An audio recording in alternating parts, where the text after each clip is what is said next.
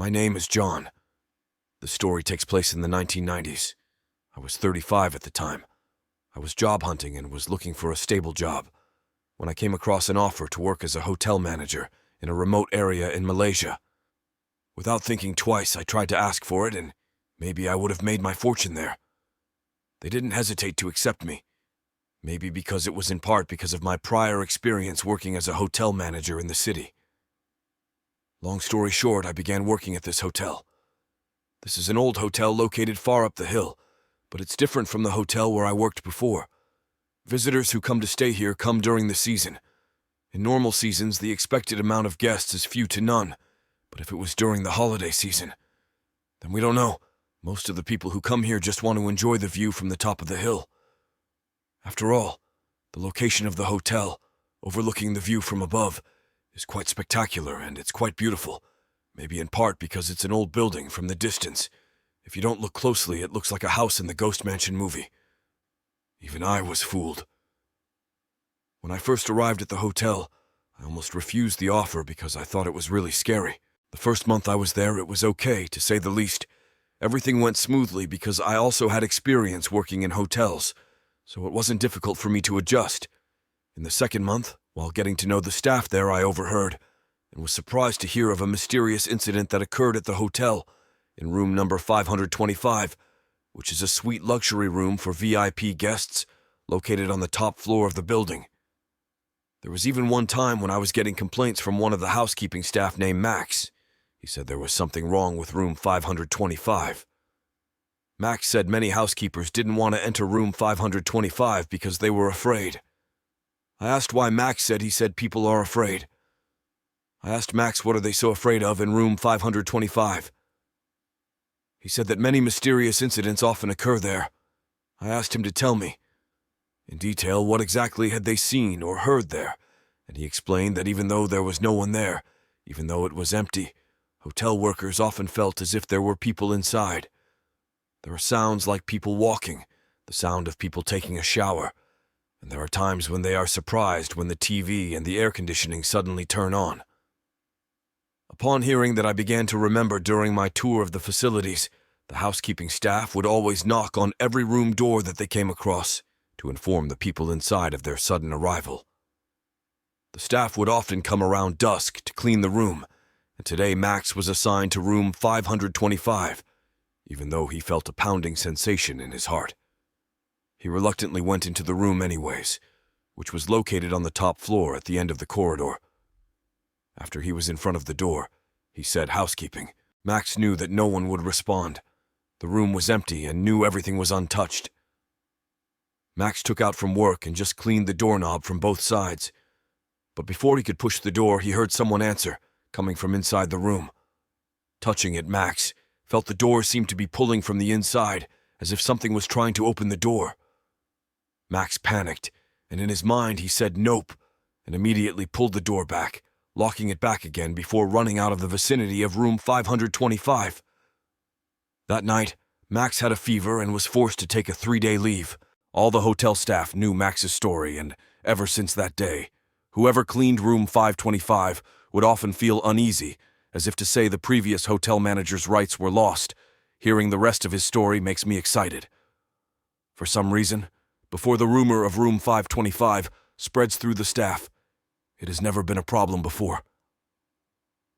After losing the previous hotel manager, the mysterious events that he described earlier happened. I asked what happened to the previous manager.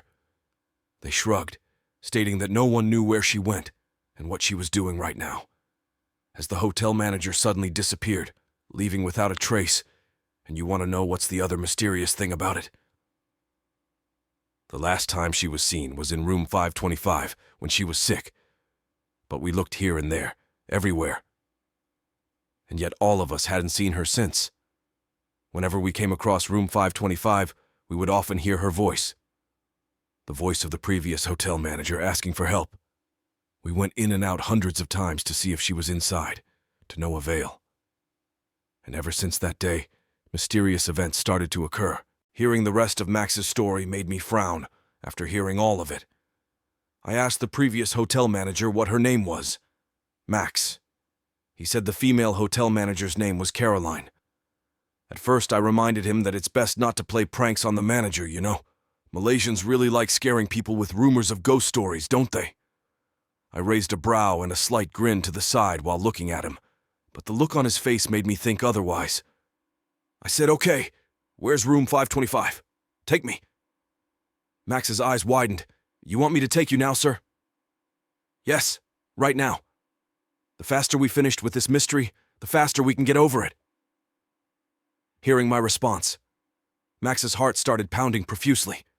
"Okay, sir, then come with me."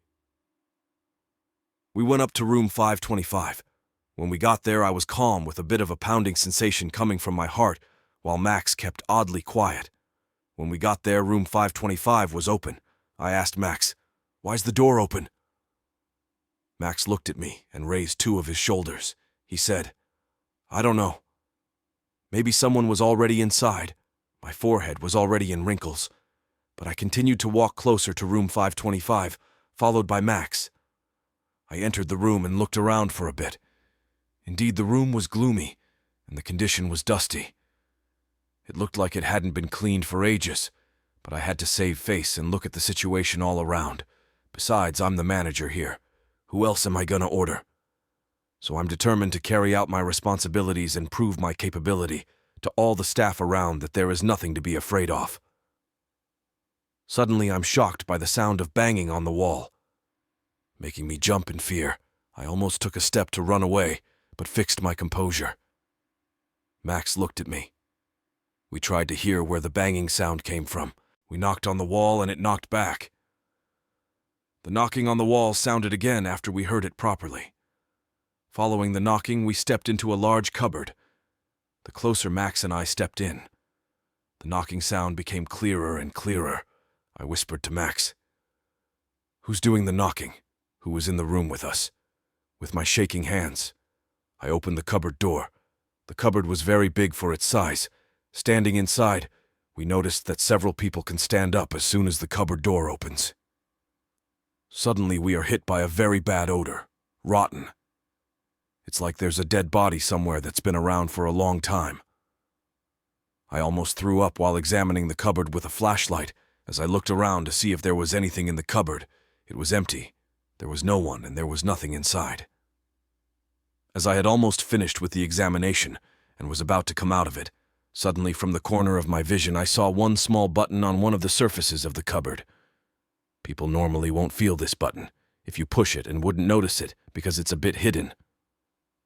I asked Max, "What button is that?"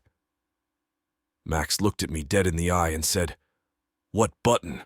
Alarmed, I went back into the cupboard and tried pulling on it. Then a small door opened, and the next thing you know, all the corpses fell on me. I was shocked and in need of assistance. But even though I was scared, I noticed that the corpse was wearing office clothes. On her chest, there was a name tag. It said Caroline. While Max ran away after seeing the dead body come out of the door, I, on the other hand, immediately rejected the corpse and came out of the room. I followed. Soon as Max ran away, I followed him from behind. We ran and ran until we suddenly ran into the hotel lobby. There were many other workers in awe. When they saw Max and me, I told them what happened, so they all looked at each other before I directed them to call the police to find out what happened. Finally, the police confirmed that it was another hotel caretaker, who before me was said to have disappeared without a trace, apparently in room 525. None of us knew about the secret passage, so Caroline was trapped in it and was locked for months.